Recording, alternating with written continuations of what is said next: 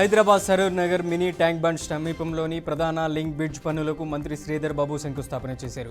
Bridge నిర్మాణం పూర్తయితే Saroor Nagar, LB Nagar పరిసర ప్రాంతాల్లో ట్రాఫిక్ సమస్యలు గణనీయంగా తగ్గి ప్రజలకు సులభమైన రాకపోకల సౌకర్యం అందుబాటులోకి రానుంది. ప్రజలకు మౌలిక సదుపాయాల కల్పనలో కాంగ్రెస్ ప్రభుత్వం కట్టుబడి ఉందని మంత్రి శ్రీధర్ బాబు స్పష్టం చేశారు.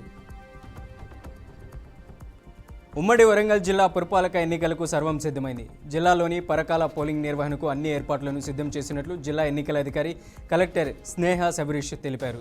డిస్ట్రిబ్యూషన్ కేంద్రం వద్ద పోలింగ్ మెటీరియల్ తీసుకొని సరిచూసుకుంటున్న ఎన్నికల సిబ్బందితో కలెక్టర్ మాట్లాడారు. ఎన్నికలు ప్రశాంతమైన వాతావరణంలో జరగాలని, ఎలాంటి ఘటనలు జరగకుండా ముందస్తు ఏర్పాట్లు చేసి పరిశీలించినట్లు కలెక్టర్ తెలిపారు.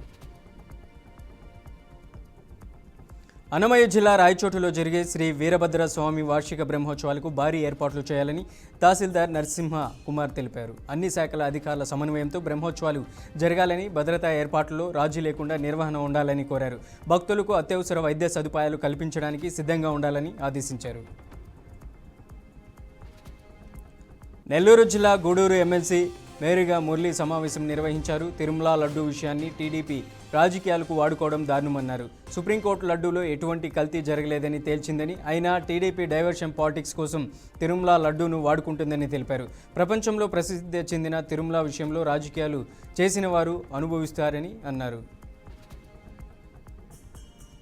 కాకినాడ జిల్లా సామర్లకోట ఐఎంఎల్ డిపో వద్ద నుంచి సిఐటియు ఆధ్వర్యంలో బైక్ ర్యాలీ నిర్వహించారు. ఈ నెల 12వ తేదీన జరగబోయే దేశవ్యాప్త సార్వత్రిక సమ్మెను జయప్రదం చేయాలని పిలుపునిచ్చారు. 4 లేబర్ కోడ్ చట్టాల వల్ల కార్మికుల హక్కులని హరిస్తాయని అన్నారు. కార్పొరేటర్లకు కొమ్ము కాస్తున్న బీజేపీకి రానున్న రోజుల్లో పుట్టగతులు ఉండవని హెచ్చరించారు.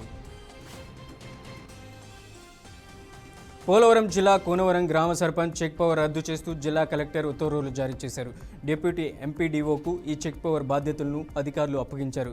ఒక సామాన్య దళిత యువకుడు రవీంద్ర 6 నెలలుగా పంచాయతీలో ₹1,00,00,000 వరకు నిధులు దుర్వినియోగం అయ్యాయని గత కొంతకాలంగా అలుపెరిగిన పోరాటం చేశాడు. కలెక్టర్ తీర్పుపై ఫిర్యాదుదారుడు హర్షం వ్యక్తం చేశాడు. మున్సిపాలిటీ సాధారణ ఎన్నికల ప్రక్రియను అత్యంత పారదర్శకంగా నిబంధనల ప్రకారం నిర్వహిస్తున్నట్లు ఆదిలాబాద్ జిల్లా కలెక్టర్ రాజశీషా వెల్లడించారు. డీడీడీసీ కేంద్రంలో మున్సిపాలిటీ పోలింగ్ సామాగ్రి డిస్ట్రిబ్యూషన్, రిసెప్షన్ కేంద్రాలను జిల్లా ఎస్పీ అఖిల్ మహాజన్తో కలిసి పరిశీలించారు. ఓటర్లు తమ ఓట్లు పూర్తిగా స్వేచ్ఛపూరిత వాతావరణంలో వినియోగించుకోవాలని తెలిపారు. అన్నమయ్య జిల్లాలో గంజాయి రవాణాను గుట్టురట్టు అయింది. ఆటోలో తరలిస్తున్న 179 కేజీల గంజాయిని పట్టుకున్న మదనపల్లి పోలీసులు గంజాయిని తరలిస్తున్న నాగరాజు, సుగుణాను అదుపులోకి తీసుకున్నారు. ఇక పట్టుబడిన గంజాయి సుమారు 45 లక్షల విలువ చేస్తుందని ఎస్పీ తెలిపారు. నిందితులపై పీడీ యాక్ట్ కేసులు నమోదు చేసినట్లు ఆయన తెలిపారు. కడప నగరపాలక మండలి సర్వసభ్య సమావేశం మేయర్ పాకా సురేష్ అధ్యక్షతన మొదలైంది. ఈ కార్యక్రమానికి కార్పొరేటర్లు, కోఆప్షన్ సభ్యులు, ఎమ్మెల్సీ రామచంద్రారెడ్డి హాజరయ్యారు. అనంతరం మేయర్ సురేష్ చివరి బడ్జెట్ ప్రవేశపెట్టారు. 69 అంశాలను పాలక మండలిలో సభ్యులతో కలిసి చర్చించనున్నారు. మంత్రి పొంగులేటి టెలికాన్ఫరెన్స్ ఆడియోను ఖమ్మం జిల్లా పార్టీ అధ్యక్షుడు తాతా మధుసూదన్ విడుదల చేశారు. స్థానిక ఎన్నికల్లో ఉద్యోగాల సంఘాల నేతలు నిస్సిగ్గుగా కాంగ్రెస్ పార్టీకి ఒత్తాసు పలుకుతున్నారని ఆయన ఆరోపించారు. ఈ ఘటనపై ఉన్నతాధికారులు స్పందించి తగిన చర్యలు తీసుకోవాలని ఆయన డిమాండ్ చేశారు. ఓటర్లు స్వేచ్ఛగా ఓటు వేయకుండా ఉద్యోగులు అడ్డుకుంటున్నారని విమర్శించారు. కర్నూలు మాజీ MLA SV Mohan Reddy CM చంద్రబాబుపై విమర్శలు గుప్పించారు. లడ్డూ వివాదాన్ని సీఎం రోజుకో మలుపు తిప్పుతున్నారని అన్నారు. మరోవైపు శ్రీశైలంలో కూడా లడ్డూ కల్తీ జరిగిందని బాబు గగ్గోలు చేస్తున్నారని మండిపడ్డారు. 2024 జూన్లో చంద్రబాబు నాయుడు ప్రభుత్వంలోనే ఈ కల్తీ జరిగిందని మాజీ ఎమ్మెల్యే ఎస్వి మోహన్ రెడ్డి అన్నారు. చంద్రబాబు ప్రజలను తప్పుదోవ పట్టిస్తున్నారని విమర్శించారు. ఎమ్మిగనూరు పట్టణాభివృద్ధి స్థానిక సంస్థలలో ఎమ్మెల్యే జయనాగేశ్వరరెడ్డి ఘాటుగా స్పందించారు. పట్టణ అభివృద్ధికి ప్రభుత్వం కట్టుబడి ఉందని, జలకు సౌకర్యాలు కల్పించడమే తమ లక్ష్యమని చెప్పారు. ఎమ్మిగనూరులో హిందూ, ముస్లిం, క్రైస్తవులు అన్నదమ్ములా కలిసిమెలిసి జీవిస్తున్నారని, రాజకీయ లాభాల కోసం మతాలను అడ్డుపెట్టుకుని విమర్శలు చేయడం సరికాదని మండిపడ్డారు. ఇటువంటి ప్రయత్నాలను ప్రజలు తిరస్కరిస్తారని అన్నారు.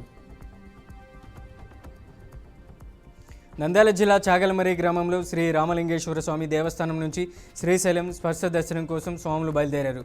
గురుస్వామి ప్రసాద్ ఆధ్వర్యంలో స్వామివారికి పంచామృత అభిషేకాలు, రుద్రాభిషేకం నిర్వహించారు. మున్సిపల్ ఎన్నికల సందర్భంగా బైంసాలో భారీ బందోబస్తు ఏర్పాట్లు చేస్తున్నట్లు నిర్మల్ జిల్లా ఎస్పీ జానకి షర్మిల తెలిపారు. ఎలాంటి అవాంఛనీయ ఘటనలు చోటు చేసుకోకుండా సుమారు 500 మంది పోలీసులతో బందోబస్తు ఏర్పాటు చేసినట్లు వివరించారు. పోలింగ్ కేంద్రాల పరిసరాలు 144 సెక్షన్ అమల్లో ఉంటుందని బైంసా పట్టణంలోని ప్రధాన వీధుల గుండా పోలీసులతో కవాతు నిర్వహించారు. ప్రకాశం జిల్లా మణికేశ్వరం గ్రామం గుండ్లకమ్మ రిజర్వాయర్లో మంత్రి గొట్టిపాటి రవికుమార్ మీనోత్సవంలో కార్యక్రమంలో పాల్గొన్నారు. చేప పిల్లలను రిజర్వాయర్లో విడుదల చేశారు. జగన్మోహన్ రెడ్డి ప్రభుత్వం రిజర్వాయర్ గేట్లు తొలగించి అక్రమంగా ఇసుక దోపిడీకి పాల్పడిందని, కూటమి ప్రభుత్వం అధికారంలోకి వచ్చిన వెంటనే గేట్లు ఏర్పాటు చేసి మత్స్య సంపదను సృష్టించామని మంత్రి తెలిపారు. జలవనరుల సుస్థిరత అభివృద్ధి లక్ష్యంగా ప్రభుత్వం పనిచేస్తుందని పేర్కొన్నారు.